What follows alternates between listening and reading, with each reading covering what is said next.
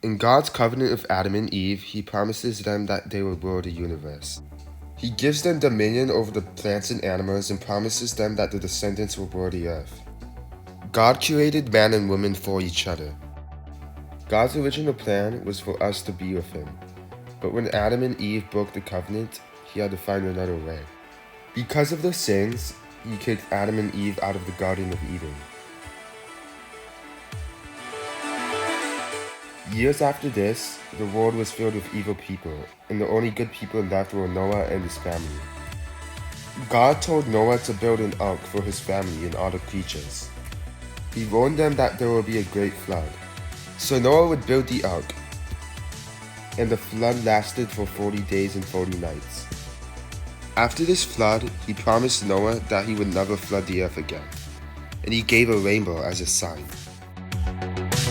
In God's third covenant, he chooses Abraham to be the father of his holy nation. He promises Abraham that his descendants will be as numerous as the stars in the sky, or as the grains of sand on the beach. However, his children will have to be circumcised. He made this covenant with Abraham when he was 99 years old, and at this time his wife could not bear children. Even though Abraham's wife Sarah could not bear children, by the grace of God, they finally had a baby and named him Isaac. Long after this, God's people are in slavery in Egypt. He sends Moses to save his people, and after being saved, they walk the desert for 40 years. At Mount Sinai, God makes a new covenant to his people through Moses. This covenant makes them God's chosen people. He gives them the 10 Commandments as rules to follow so that they can grow closer to him. In God's covenant with David, he promises David that he will rule over an eternal royal kingdom, and that his descendants will rule the earth forever. He promises David that his name will be made great, like the former patriarchs and kings that ruled before him. God finally forms a kingdom for his people. In God's covenant with Jeremiah, he promises him that he will send a Messiah to save his people. Now everyone becomes his people.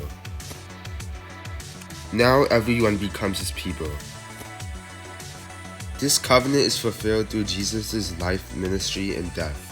God curates his universal church, which is powered by the sacraments. These covenants show God's unending love for us. Every time we break one of his covenants, he always makes a new one, and he finally stops with his final covenant. Throughout these covenants, God expands the family form, from marriage to a family, to a community, to a kingdom, and then to a universal church. After forgiving us many times and giving us many things, he finally sends his one and only Son, Jesus, to finally help us towards salvation. The church is God's kingdom on earth. The church spreads the word and helps us celebrate Jesus' life. Christ's death on the cross is the final and ultimate sign of God's love for us. Through all these covenants, God has been able to lead us from sin to salvation.